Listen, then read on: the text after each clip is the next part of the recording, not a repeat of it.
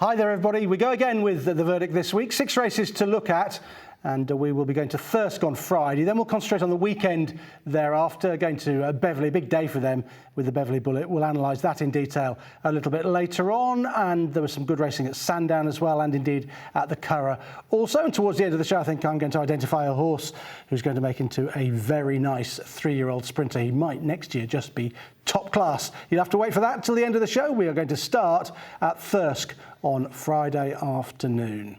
These are all of the winners on the card. The times are on the slow side, bar Tinto. It's a good time, that, in the 3:15 contest. And we're going to have a look at Tuscan Hills in a bit more detail, who took the opening contest, which was just shy of a mile. But first of all, the Race IQ Time Index to see how Tuscan Hills performed. This is on a debut for him, 4.73, so just under the average of 5.07. The scale, 0 to 10. That was a good score in that fourth race from Tinto over 6 furlongs, 8.11. It was a standout score. All the rest about what you would expect for the class of races that were run at Thirsk last Friday. So let's concentrate on Tuscan Hills, who was a winner for Raphael Frere and Oisin Orr. Stall 4 is what you want to be looking at. He beats Hot Dancer from 7 and Play Me from stall number 2. Right, there he is. He's last, very slowly away into stride. Perfectly illustrated by the Race IQ 0 to 20 miles an hour data. He was really slowly into stride, and that put him very much on the back foot. 3.38 seconds to get to 20 miles an hour. 8th quickest, so basically the slowest in the field. He starts to make up a bit of ground towards the inside at this stage of the race, but he is at a massive positional disadvantage after what happened at the start. And he's at a positional disadvantage because this race is not run at a very strong tempo. They were quite steady in the early part of it. So he's really going to have to sprint if he's going to win from the position that he's in. He was able to make up a bit of cheap ground because they weren't going hard early on. So he's gained a few lengths without using up too much petrol through the first couple of furlongs. But it's what happened in the latter stage of the race that's really impressive. Hot Dancer led them along. He finished second, 12.55, 13.95, 13.2. Those are slow fractions in the early part of the race. And that is why the winner was at a positional disadvantage. They begin to wind it up as they come into the home straight. And this is where he really impresses with the turn of foot that he has got. His 6th furlong, 11.39 as he edges towards the stand side and really winds up. But it's the next one that really matters. This is what wins him the race, the 7th furlong, 10.98 seconds, which he's done on debut, having fluffed the start, made up his ground, and then quickened to the front. Really impressive from him, and then just pushed out hands and heels by the very much underrated Oisin Orr in the closing stages. And you think he's got a fair bit in hand visually as he crosses the line there. In a race that's not particularly strong, I don't think it'll necessarily work out well, but I really want to upgrade this horse. And look how well he finished. 111.37% was his finishing speed percentage here. That's a very strong finish from him. Only horse to dip under 11 seconds in that 7th furlong. Very impressive. His win time, nothing flash, 1 minute 40.61. He couldn't get to the Race IQ par. He was at 0.61 above that, and we had a look at the Race IQ Time Index and we saw that he was 4.73 his score with a meeting average of 5.07. So it was a good performance on debut. The time wasn't that flash, but that's because they went steady in the early part of the race. That's not his fault. What he did in the latter stages was really impressive, and I think there could be a bit more to come from him. We'll sum it all up with the Race IQ summary here for you. 0 to 20 miles an hour, that's important because he was very slowly into stride, much slower than all of his rivals, 3.38 seconds, 8th fastest. But look how fast he managed to get in the 7th furlong, 41.54 miles an hour with that standout furlong of 10.98. I included him in this week's verdict because I think he'll go under the radar a little bit. And traditionalists will say, well, it's not a very good race, he didn't beat much, but it's how he beat them that I want to focus on, and therefore he should be followed.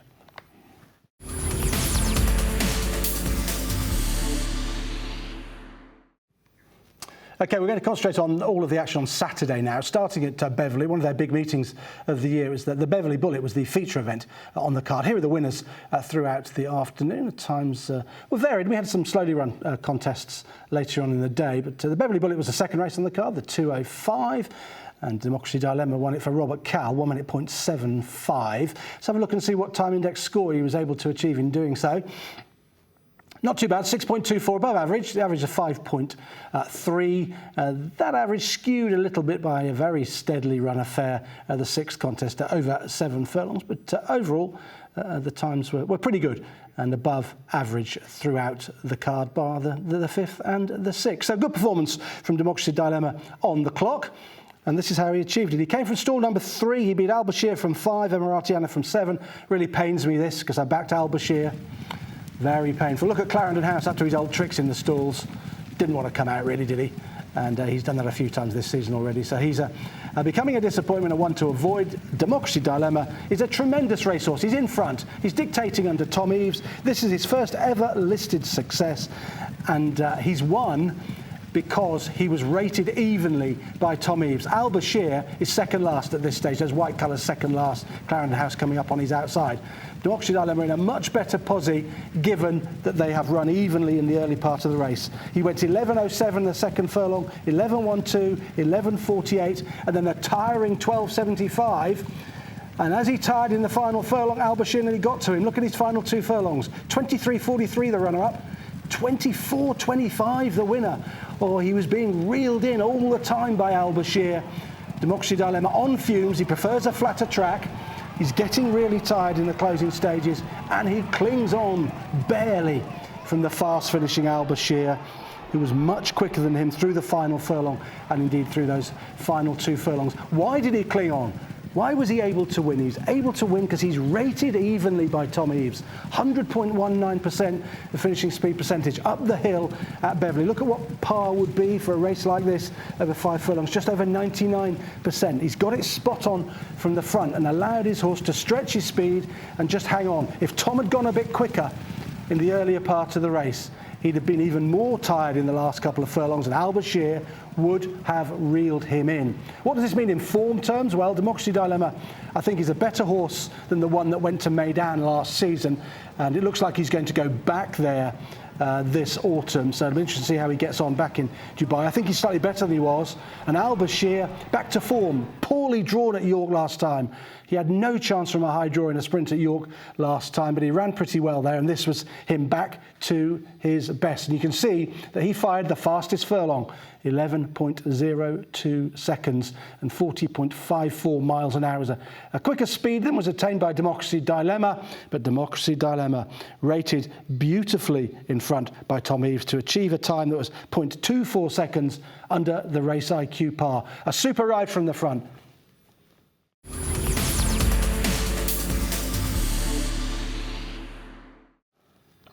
OK, we're going to concentrate on Sandown Park now. It's a really good card on Saturday afternoon. It was on a decent ground, proper flat racing ground, and here are the winners. Glenfinnan taking the opening contest. Good time as well. Overall, they were pretty good times. We're going to concentrate on Tamfana in the 2.25. She's back to form, returned to a mile. Who'd have thought it? And we're going to talk about the Field of Gold as well. It's quite impressive in the 3.35 contest, so that wasn't one of the better times on the card. So the second race and the fourth race are what we're going to concentrate on as we look at the Race IQ time index. A good time, isn't it, from Tamfana, over a mile, 7.84. We'll have a look at that in a moment, and that time is largely made up by her being very strong in the latter part of the race. And a Field of Gold achieved not a great time really, 5.34, but visually very impressive. He's under the average of 6.66. But Tamfana, right up there, good time, good performance, dipping under the Race IQ par time. Stall 7 for the winner, the second horse Doha from 8 and Imperial Quarter from 9. So the 3 outside stalls have it. And Tamfana, who had been stepped up in trip after being really unlucky, of course, in the 1,000 guineas. She probably should have won that. She got in behind horses at a crucial point. El Malka went by and she couldn't reel her back in, but she finished really quickly. They stepped her up in trip a couple of times since then. That's not suited her, so back to a mile here, and that has done the trick. And indeed, her 3 career wins, 2 of them have been over a mile now, and 1 have been over 7 furlongs. Quite an evenly run race. Rollicker takes them along. The pace then steadied in the 5th and the 6th furlong. That's when they're going around the bend. Often happens at Sandown that you see that they run quite slow sectionals as they're going round that bend. They turn for quite a long way and they often take a pull, but it allows horses to fill up and able to finish up the hill in the closing stages, and that's certainly what Tamfana did, and she has outclassed her rivals here. It's a really good performance from her, and she was really strong in the final couple of furlongs. She was the only horse in the 7th furlong to dip under 12 seconds, so she has quickened up the hill quite well and finished her race off really strongly. And I put it to you that she's won this with a little bit in hand, and this has got to be her trip really. The step up in trip was a valiant attempt to win big races, but she couldn't. She didn't stay but a mile and a half basically. Look at that 7th furlong, 11.78 seconds. She follows it up with an 8th furlong, which doesn't seem particularly quick, 12.58, but it's quicker than you would expect at Sandown for a race of this quality. So she has run on really well in the closing stages, and she's won decisively under Oisin Murphy for David Menrizier. It's quite a nice performance from her, and there's going to be a bit more to come. You don't often get finishing speed percentages that are over 100 at Sandown. It's a track whereas if they go quite hard, they're running uphill in the closing stages, they struggle to finish off strongly, but she has, so she deserves credit for this. 104.18% FSP, and par would be 100.87, so she's finished really well through the final couple of furlongs. She's dominant over the field. There's nothing in behind running on really strongly, perhaps firing a second last furlong that's quicker than her, and she got first run on them. There's none of that going on. This is all pretty straightforward out in front. You can't mark up any of the others in behind. She's just beaten them all hands down, fair and square. Where next is the question. Sun Chariot springs to mind, doesn't it? I think that might be where they'll go. I'm sure they'll stick to a mile. You can see that how strong she is in the closing stages. That's why they stepped her up in trip. She was like this in the Guineas as well. But for me, she's just a filly that gets the mile really well. I think we make a mistake sometimes when we see horses finish a race strongly and go, oh, they want further. Well, no, they just get that trip really well. And I think that's where she'll stay now throughout the rest of her career. Nice filly, still untapped potential for the David Menrizier team. Let's sum it all up with the Race IQ graph. There we go, and we can have a look at the past sectionals here, and you can see that it was quite steady in the early part of the race. You go down to Rollicker, taking them along fairly steadily for the first 4 furlongs. Then they took a pull around the bend, and then it was quite a strong final couple of furlongs for all of the runners, because final column, they've all got a finishing speed percentage of over 100, but none of them saw it out as well as Tamfana. Look at that very fast final furlong compared to her rivals, and that 11.78 was quicker than all of them as well in the penultimate furlong. So it was her last 2 furlongs where she was very strong, and that did for the rest of them.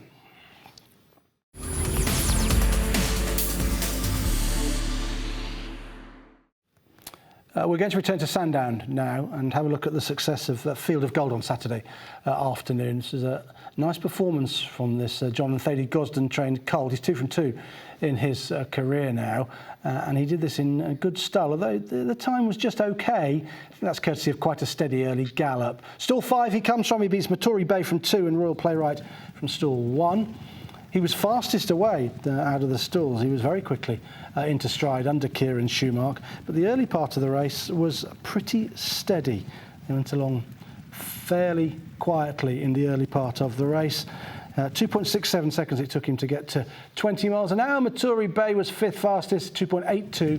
Maturi Bay finished 2nd. He ran really well, actually, and he's one that you want to keep an eye on going forward. He's down towards the inside there, next to the grey winner, Field of Gold, towards the outside. He's going quite keenly under Kieran Schumacher at this stage, and it was quite steadily run. You got a final time of 1:29.48, 1.9 above the Race IQ par, and the time index score not great, 5.34. That's over a spot below the average for the day. But what we can take out of this is the turn of speed that this winner has got. Quickened up very well from the 5th furlong, really, right the way to the line, and finished the race off very strongly. Furlong 6, 11.66. And that's a real turn of foot, because the previous furlong he went 12.21. So he's gone from a 12.21 suddenly to 11.66. So a real injection of speed from Field of Gold. And then he's backed that up with a 12.49, running on quite strongly through the latter part of the contest. and just pushed out hands and heels. Here's Maturi Bay over the top of them, firing the fastest final furlong in the race. The winner was 12.52. Maturi Bay, 12.34.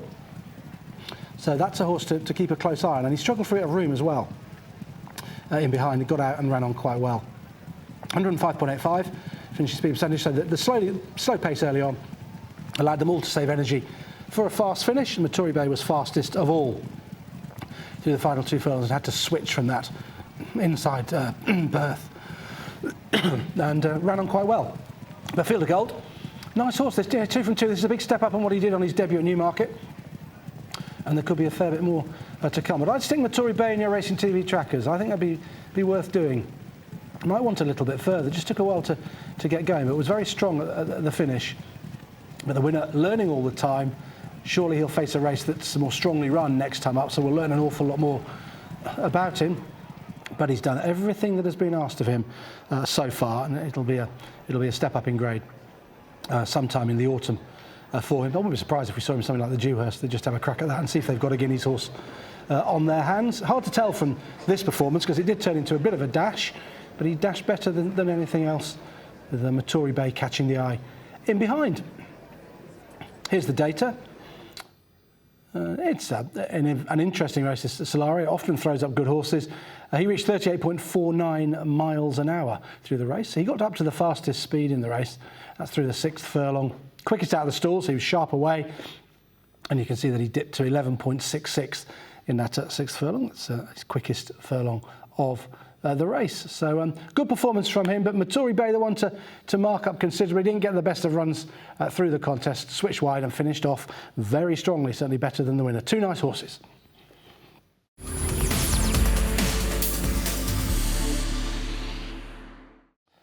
So from Sandown, we're going to go to Ireland and concentrate on the Curragh on Saturday afternoon. I think this meeting has thrown up a potential superstar. We will get to him later on. But firstly, let's have a look at the winners. And it was a very good day for Aidan O'Brien, and an even better day for Ryan Moore. Ryan had 4 winners: Acapulco Bay, Dreamy and Ides of March. They're all for Aidan O'Brien. And then he won for Joseph O'Brien on Wigmore Street, getting that horse up late after it looked absolutely impossible for him to win. So a really good day for Aidan O'Brien, and particularly for Ryan Moore. Times were pretty good. They suggested that we were racing on good to firm ground overall. I'm going to concentrate on 2 2-year-olds, 220 Dreamy, 250 Ides of March. And there they are on the Race IQ Time Index graphic. The second race being Dreamy. It's over a mile, 6.62 Time Index score, so not too bad at all, just slightly above the average of 6.28. And again above the average over 6 furlongs for Ides of March. Overall, those at times were what you would expect really on fast ground at the Curragh, the 5th race, which was a bit slowly run, bringing the average down a bit. But both of these 2-year-olds are pretty useful, and they have produced decent times. First one is Dreamy, filly, who is an interesting prospect. She is 2 from 2 in her career now.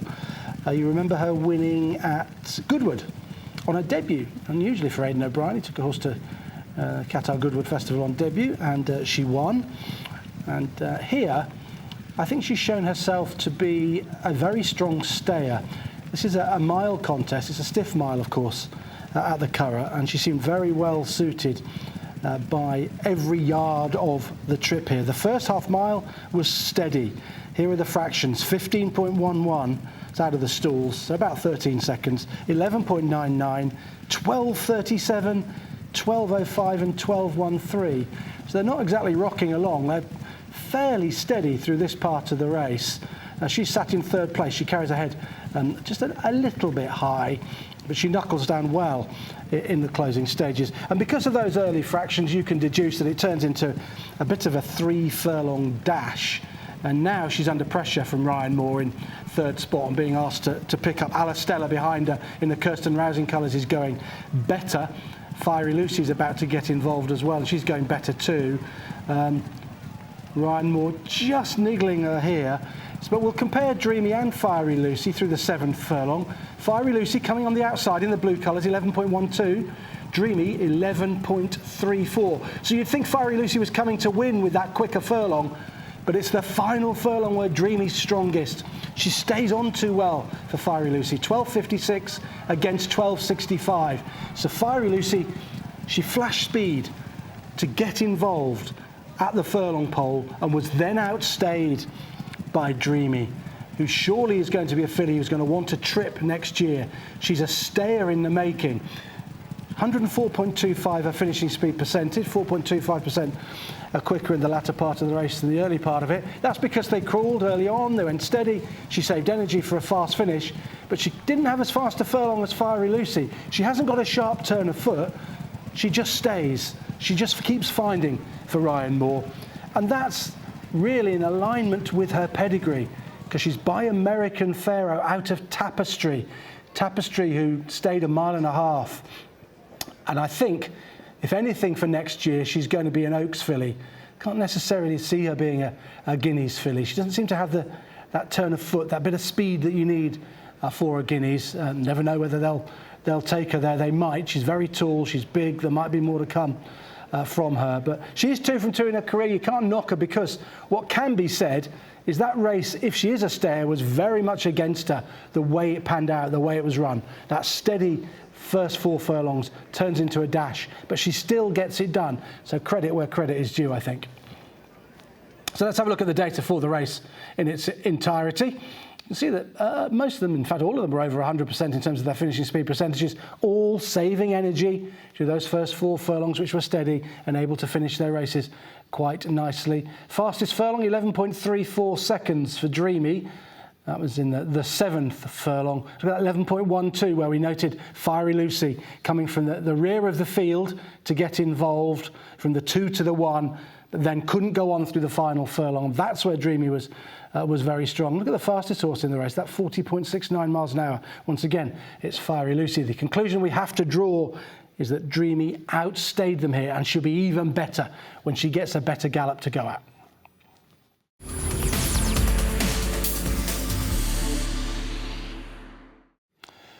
So we move on to the horse that I'm most looking forward to having another look at.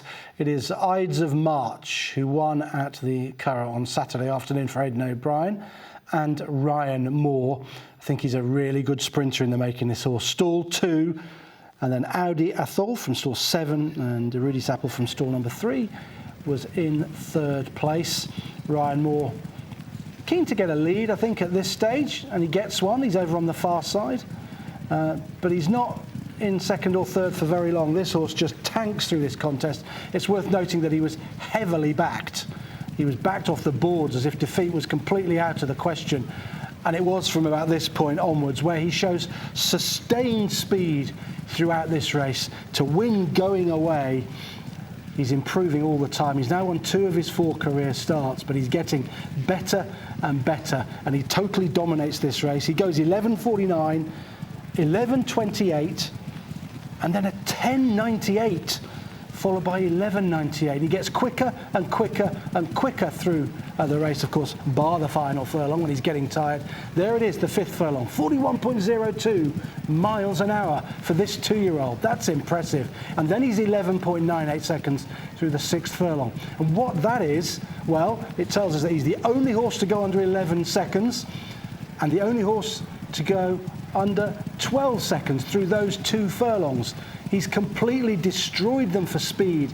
And I love it when a horse can show sustained speed, not just quicken for a furlong and then get tired on the back of that effort, but let that speed carry, and he does. I'll tell you again, 11.49, 11.28, 10.98, meaning he finished off 105.64%, 5.64% quicker in the last 2 furlongs than the rest of the race. Much better than the par you'd expect for 6 furlongs at the Curragh, well above par. This is a good performance from this horse. 1 minute 12.75. He's 0.84 under the race IQ par. He's above the average for the meeting. The meeting average 6.28. He's 6.83. He's getting better and better, and seemingly the Ballydoyle operation know that, because he was very heavily backed before this, and the sustained speed that he showed marks him out as being a very useful sprinting 2-year-old. The Middle Park springs to mind, possibly for him, but he does have 6 top-class entries going forward. So he's in all the big autumn races that you would expect. He's in a couple of 6 furlong ones. The one that stood out to me was the Middle Park. I think they'll stick to 6 furlongs with him, although they might be tempted by 7 because they're always thinking about the guineas, aren't they? But I think they might just stick to 6, and thereafter, surely, Commonwealth Cup next year. That's got to be the place for a horse like this, who's getting better and better and can show that sustained speed in a race. He was, to my eye, and according to the Race IQ data, very, very impressive. And there are those impressive figures from him. Look, 41.02 miles an hour from a 2-year-old. Wow, he's only had 4 starts, and there could be a bit more to come from him as well. 10.98 seconds was his fastest furlong. Nothing else, as you can see there, from the fastest furlong column, could get under 11 seconds. A few of them were able to finish off the race quite well. 104.7, 104.95, 105.05 for Wise Men Say. They cannot as quick, nowhere near as quick as Ides of March, who takes that round Tower Stakes in grand style, and surely Group 1 company for him next. A sprinter to follow. And just an interesting one for the Commonwealth Cup next year, if you like, speculators a long, long way away from the actual race. So he's my horse of the week here on The Verdict, Ides of March. I think he's very good indeed. Can't wait to see him again. But I think we've seen some really nice performances throughout the show. Tuscan Hills, at a lower level, was very good, having missed the break on debut and fired a quick furlong to surge to the front. That was impressive. Democracy Dilemma, really well rated by Tom Eaves. He won that race on Democracy Dilemma, who'd be better on a flatter track, but Tom Eaves got the fractions so good that he was able to hang on from the fast-finishing Al Bashir. Tamfana, back to her best at the right trip. She's basically a miler. She sees a mile out very strongly indeed. She'll be interesting for the Sun Chariot. She was way too good for her rivals and very strong through the final 2 furlongs. Yeah, Fields of Gold, impressive, I thought, in the Solario. He showed a good turn of foot in a race that was steadily run early on. And then they've steadied even more around the bend. It turned into a bit of a dash, and he had too much speed for them. He's got a good turn of foot. There'll be more to come from him. Dreamy, maybe an Oaks filly for next year. She's going to have to improve to make up into an Oaks filly, but she outstayed Fiery Lucy at the Curragh on Saturday. Fiery Lucy, who showed a real good turn of foot. She might be better coming back in trip to 7 furlongs, where she can really use her speed. But Dreamy outstayed her in the end, and she's unbeaten in her career to date. And finally, the star, Ides of March. He really is a sprinter to conjure with for the future. Hope you enjoyed looking back at those races. I'll see you again next week.